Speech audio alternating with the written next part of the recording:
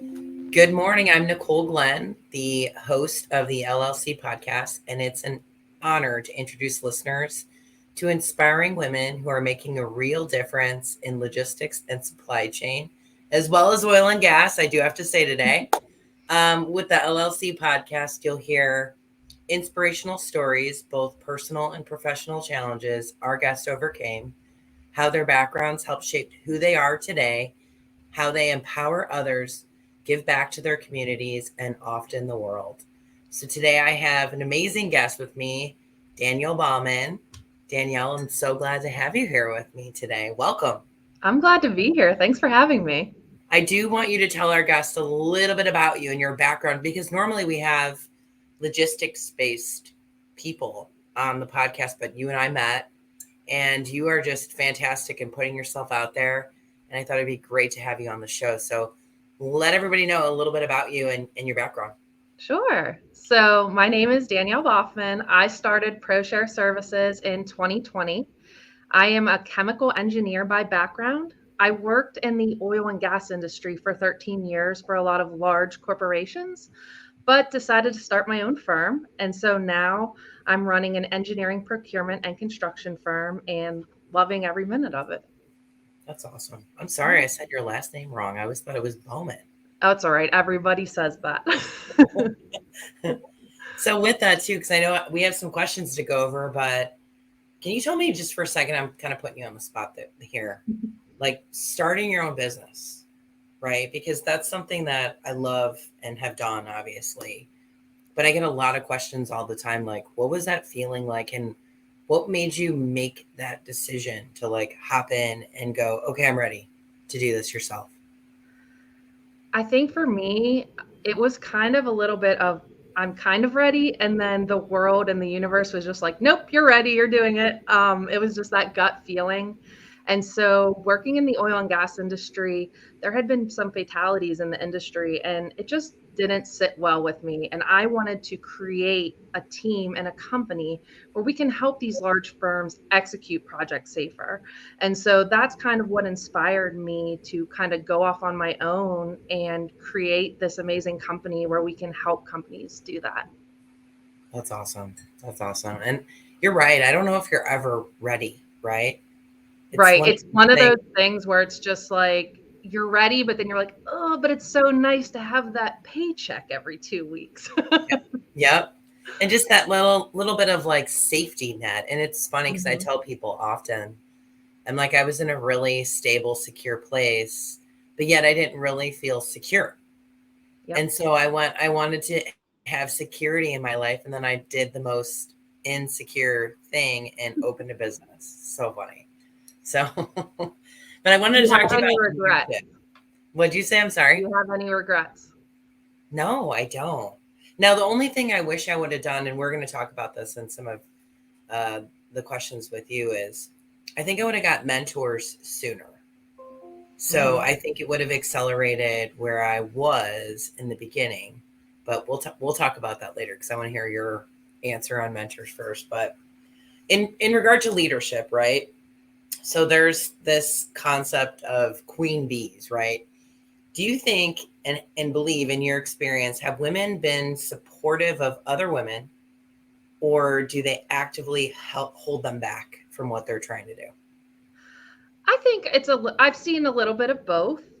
And being one of the only women engineers that worked in the oil and gas industry, we were few and far between. So I felt a lot of support from those women engineers that paved the way for me to come through that have 10 to 20 years of experience. And so in that retrospect, I think it has been great.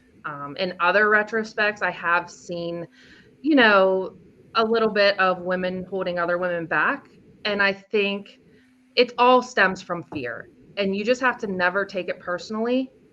If something, you know, rubs someone the wrong way, I usually just try to air my thoughts on something positive. And, if it's not on your vibe, then try to match yourself with others that are on your vibe.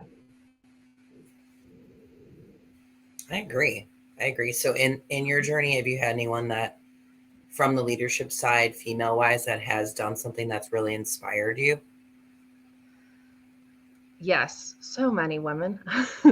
But one of my first mentors, I was 23 years old and I started working for Shell. And she was in her 40s at the time and brought me on as a contractor. And she just mentored me constantly and taught me lessons that I still use today. I can hear her voice in my head. Even, a lot of times I'll get faced with decisions that involve integrity. And so a lot of times it would be easier just to look the other way, but I can just hear Laura being like, no. And so then it's like, no, we have to work this out properly and make sure we're doing the right thing. I get that. I get that for sure. So then we're going to really into this concept of mentorship, because as I said, my biggest regret is not like trying to find that sooner. I didn't know how to find that though. I didn't know where to turn and what to do. And that's why I love even having something like this where, we're really just an email or a click away now on LinkedIn, right? Mm-hmm. People can get you. And it's funny to see how many people have reached out to ask those questions. But for you, I know you just talked about Laura. I'm sure there's other people that have been in this. How did that relationship come about, and like what did you find to be the most helpful in having a mentor? I think when you're looking for a mentor, you want to find somebody that's in a position of where you want to be next or in a few positions, right? That's one thing to look for. The other thing is core values. So you need to find somebody that matches your core values, whether it's, integrity, trust, all of those core values you have. If you're on the same wavelength professionally, but you don't align with the core values, it's not going to work long term. And so a lot of my mentors I've had, for 10, 15 years, like they're awesome. We're friends. It's a two-way relationship. So, I like to think sometimes they learn from me, mostly on the technology side, but, there's that win-win scenario for everyone. Yeah. So how did the relationship comes about from you? Like how do you start that? Because I think that's where a lot of listeners get held up is, they think that they could pick up the phone and just call you and be like, hi, Danielle, will you be my mentor? So how did you start these relationships? So I actually learned about mentoring at my time at Shell. And, we were in a program where they were like, you need to find a mentor. And I'm like, what does that even mean? And basically, like what I said, you just go and ask somebody, maybe somebody you've worked with or somebody that inspires you to be your mentor. And so I started doing that with people that I really vibed with at work and that I looked up to. And so now, even today, I still have different mentors that I reach out to. And if there's somebody I want to mentor me, then I just reach out to them. The worst thing they can say is no, but I've never had that in my experience. So it's usually No. pretty good. So there's an evolution to our mentorship too, isn't it? Yes. Okay. So can you, in your perspective, like what do you think the evolution of it is? How does that work?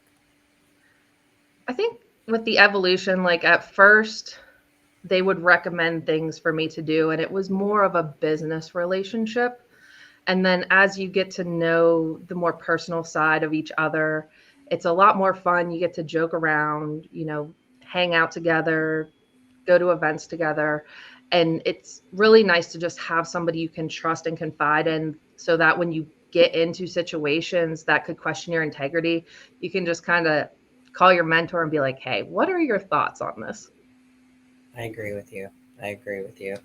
Because like I said too, even just the pick up the phone and be like, hey, will you be my mentor? It's usually a reach out, an intro. For me, this is how it's worked out.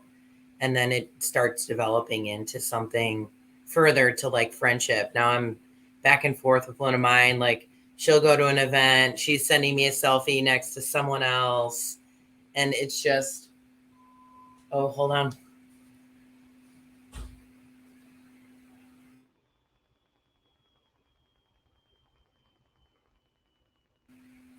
Sometimes people don't know I'm hosting podcasts, so they come up to visit. So we have a second office downstairs.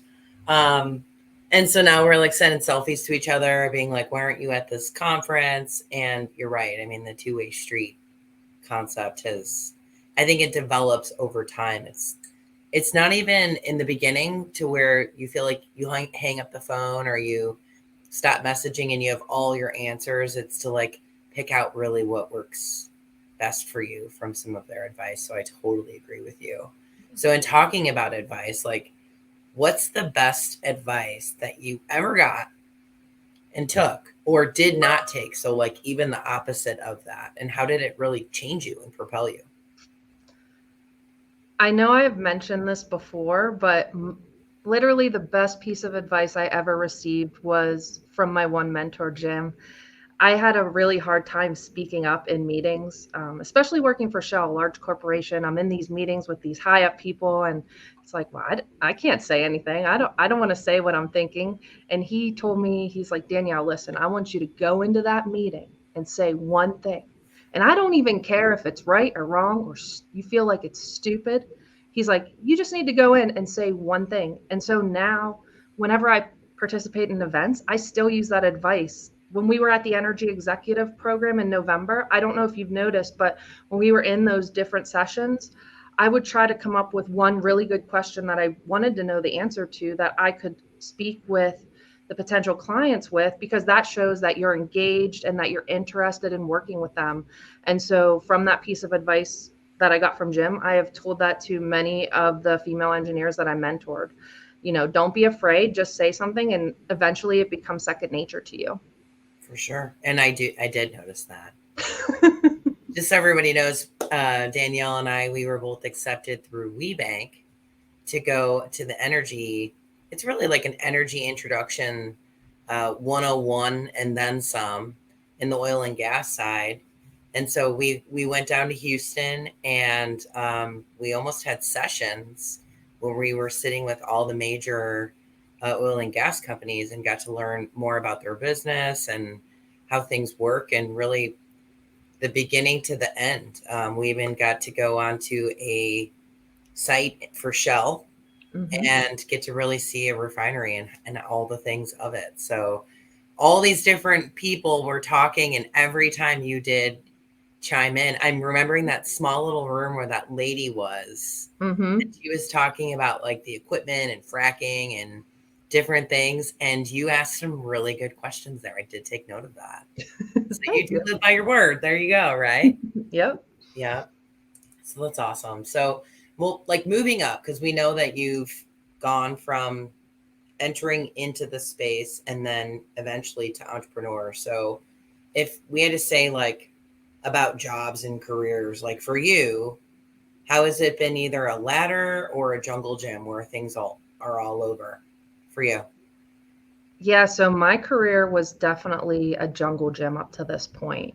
And something that a lot of people don't know is that I started out my career at Tetra Tech, and by the time I left, I was a chemical engineer 3 by title. I took a position at Shell as a full-time employee after I was a contractor for them, and I took that position as an engineering technician. And so because I only had 3 years of experience, it was hard to bring me on as more of an entry level engineer because of their process. They already had those engineers slated for the first 5 years from their recruiting. And so because all of the managers, you know, really liked me at the company and they wanted me on full time, they told me to take this engineering technician position. And I was terrified because here I'm going from a chemical engineer 3 into a technician role. And it's like, well, what if I never get that engineering title again? And so even though I was doing the same work as the engineers, my title was technician. And eventually I was able to grow into an engineering role at Shell. Yeah, that is a little bit all over the place. So with that, then you made this transition to entrepreneur. And like I know you elaborated a little bit, but like how old were you when you decided to make this transition from being an engineer to running your own business? Like what did that look like? I was 33 years old. And so when I didn't always know that I wanted to be an entrepreneur, but I just always gravitated doing entrepreneurial things throughout my career. So I learned everything about the business side, engineering side, procurement side. So even though I was an engineer, I knew how the different parts of the business ran. And that's how it made me so successful in my career as an engineer. And so, you know, it just kind of like I talked to my aunt who owns a company the one day, and she's like, "You should just start your own business." And I was like, I don't know anything about that. And she's like, Yeah. "Well, you know, you have some uncles, like one's an accountant, the other has his own business. Like, you have a lot of good people around you." And I was like, "Oh." And so I was like, "Well, how do I even do that?" And she said, "The first step is to just go on the WeBank website and get certified as a woman owned business." And so that was my first step. And that's what I recommend to other women that are interested in starting their own business, because going through that process, it completely sets you up to be started as a business. So you started it alongside of that? Because I was in business a couple of years. Yes. Okay. So Yeah. that introduction to like the space, like how was that different when you went through and became certified? I think it was probably a lot easier because I didn't already have the business going. So it was like, okay, well, you need an income statement. So I got a QuickBooks and I started, creating my profile in there so that, okay, we got the QuickBooks part done. Now I can generate income statements. And so things like that, it was just like whatever I needed and I didn't have. As an entrepreneur, you figure out how to be able to meet that criteria. Yeah, I remember the first time I did it. It was in 2020 and it was asking for my meeting minutes. And I'm like, well, I've always been by myself as the Hmm. owner. So it actually made me stop and like write down what my plans were going into this next year and what exactly was I looking to accomplish. And as silly as that sounds, you would think that every entrepreneur does that and goes, this is exactly what it's going to look like in 2024. I know. You don't. You don't until you actually sit down and take the time to fill those types of things out. It makes you put your thoughts on paper, which Hmm. in turn then goes, okay, now I wrote it down. It went from a dream or an idea to an actual goal. Yep. So you're right in regard to that. That did help me shape part of really the structure and strategy of where I wanted to go. So that was a little different. So then Hmm. you entered into the WeBank space. Can you talk a little bit about WeBank in regard to how you, because you just went on a different, you got accepted to a different program. So let's explain like these different programs and how you can get accepted and how you've really put yourself out there for that. Yeah. So, it's very simple. I signed up for the WeBank emails, and I look for things that are of interest that I would like to participate in, and one of them was the chemicals industry accelerator. I thought with my background in chemical engineering I may have a shot. And so typically you fill out a form, you have to submit a video of why you want to be a part of the program, and we did that for the energy executive program as well. And then you submit it and say, hey, whatever happens happens. And then they let you know if you get accepted or don't. And, if you don't get accepted, just try again the following year. I didn't get accepted into the energy executive program the first year I applied because my company wasn't big enough. But I still wanted to apply and get my name out there. So even if you don't get accepted, it's still a positive because people know you're interested and they see, okay, well, it may not be a fit right now, but maybe in the future it could be. Right, right. Yeah, and then, Danielle and I ran into each other at the WeBank conference. They have a national conference that really, how many people were there this year? Like 4 or 5,000? Yeah, I think it said like 4,000 plus. It was really cool. Yeah. And so there's all these, companies that are there to meet, really companies, female owned companies that are looking to obtain working relationships in all different sectors. I mean, you meet women who do consulting services, marketing. I mean, every single type of business is under this umbrella, bringing all of these women together, which I don't know about for you, but I ended up meeting some of the, I guess you could say, attendees that, we're starting to talk about potential business partnerships with. It's beyond just the companies that are there displaying who they are. It's even having conversations like you and I right now, from these different types of networking events. They're just so impactful. But how do you feel like, because I know that you're really good at connecting people, and I keep bringing this up, you keep putting yourself out there, because I think a lot of people need to understand what it takes to do that, right? And how you utilize that network. And I think you've been fantastic, in this space already from the short time I've known you. Say you attend a conference like this, or you meet people, like what has been the most beneficial for you, like for maybe even some tips that people could do to grow their network? Sure. So from the business development networking side, I actually started out straight out of college at Tetra Tech. And like my second day at my job, they were like, "Oh, you're also in business development for oil and gas." And I was like, "Well, that's great because I know nothing about business development and I know absolutely nothing about oil and gas. So we'll see how this goes."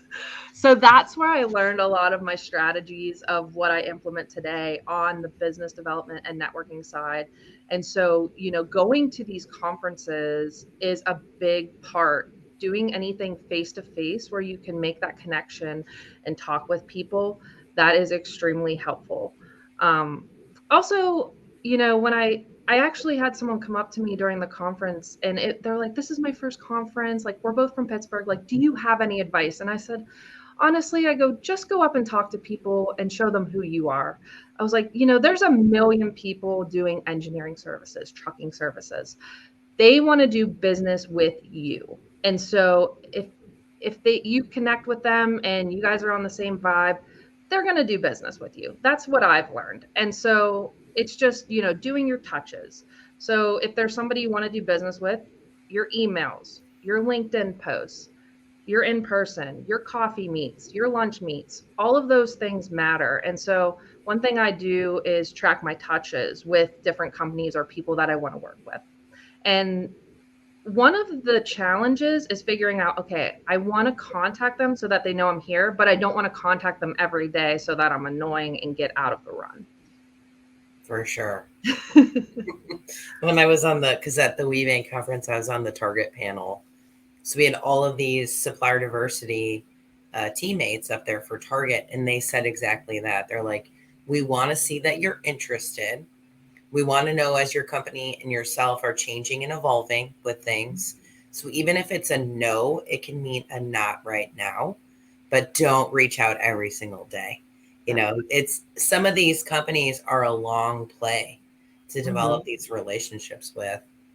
And so for yourself, I'm sure you've seen that where you might not be working with a big name today in some sectors, but you just keep kind of, chipping away at that ice to like actually break through, so you can stand out and have that strong partnership. And the one thing I do have to call out about Danielle is all of her reach outs and touches are even your networking, like when you and I have hosted calls, you are just a breath of fresh air because you're yourself.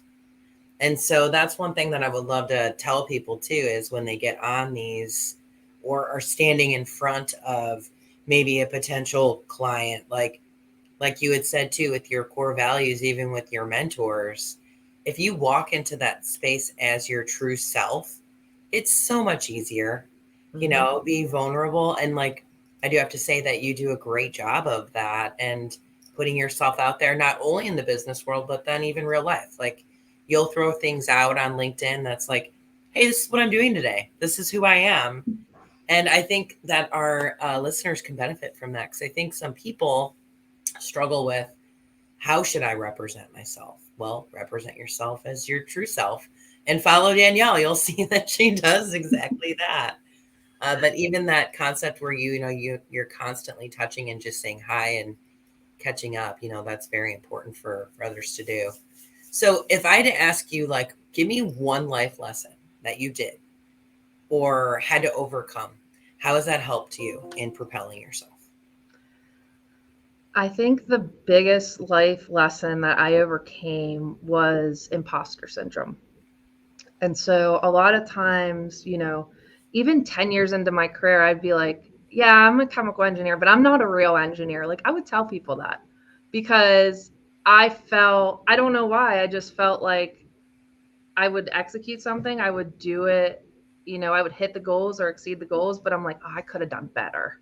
It was like always like figuring out like, not celebrating those wins enough and always trying to be better. And so when I learned to just stop and celebrate wins and not learn to be perfect at everything, it took a huge weight off of my shoulders. So, same. I struggle with that too. How do you celebrate a win? Oh, good question. Yeah.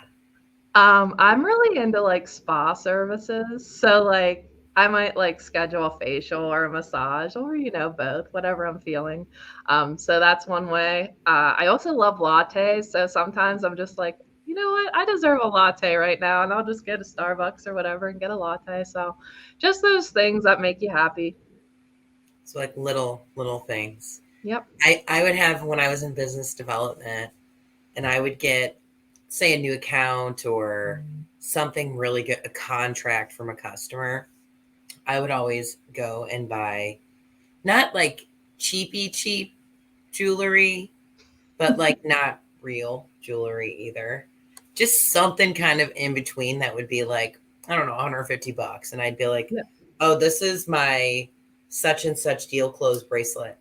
I So then love that. what was cool about it is I still have it, right? And Hmm. so on certain days, I'll like put on something. I'll be like, oh, that's my Nestle bracelet, or oh, that's this or knit this necklace or this ring, because it like associates like goodness to Yeah. my jewelry. And again, it's nothing like I'm not spending thousands of dollars. It may be like a Michael Kors ring, Hmm. that's like 50 bucks, but I'll look at it and be like, you did it, girl.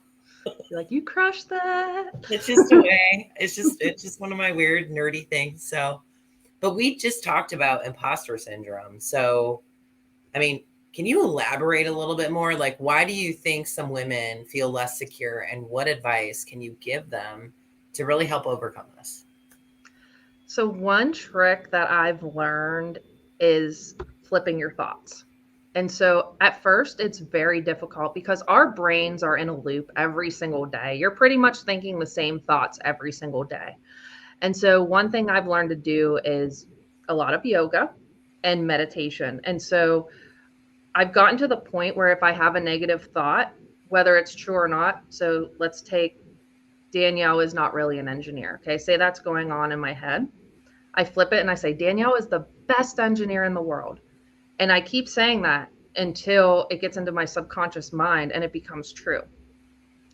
With that being said, at first it's very difficult, but you just have to keep practicing. And eventually, wherever you want your life to go, you can switch those thoughts and kind of move however you want to move. I agree with that for sure. Because we put out an aura, right? Mm-hmm. Yeah. And so you tend to go in the direction of who you think you are. That makes Yep. total sense. Was it, like you said, it was weird to do it in the beginning? Was it something that at first you felt a little cheesy doing? Yeah. And I think, there's so much going on with the world and different messages that come out. And so it was just kind of subconscious messaging that we've been put on throughout our entire lifetime. So it's just learning like, hey, that statement isn't true. And so you can take, what people say about you, and some people will take that and internalize that as truth. And if somebody says something that doesn't resonate with you, you can just say, okay, that's actually not me. And you just kind of accept what you want to accept and reject what you don't want. Hmm, I love that. So I have one last question for you. I knew this was going to go super fast with you. I love talking to you. So, perfectionism. First of all, do you struggle with it? I used to struggle with it. Okay. Like I said, we've touched on this a little bit. Now it's just like, hey, I did the best I could today. And that looks different every single day. Sometimes you are swamped with 50 million projects and you can only give this amount of energy.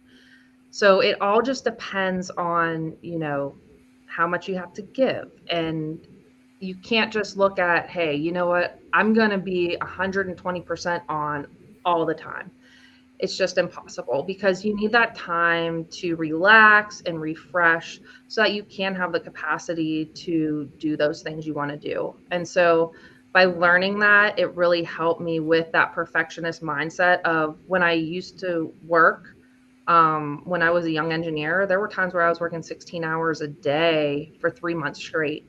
And I remember by the end of that, I was like, never again. It was just so draining, and I was just pushing through constantly to be working every day. And, that's just not the way to live life. No, and you're definitely not going to even be able by the end of that. You're burnt out by then. Yep. That's way too much. Yeah. Way too much. So I agree with that. Well, Danielle, I loved having you on here. I knew that, like I said, I knew it would go so quick. But I want people to be able to reach out to you and connect with you. So can you tell us, like, what are the best ways to get in contact with you? The best way to get in contact with me is on my LinkedIn page. So you can shoot me a message, or if you want to email me, info@ProShareServices.com, or schedule a meeting with us on our website, ProShareServices.com. Awesome. Well, thank you so much, Danielle, for joining me today. And hopefully I can have you back again. I think it'd be great. Sure. Thank you for having me. This has been awesome. Awesome.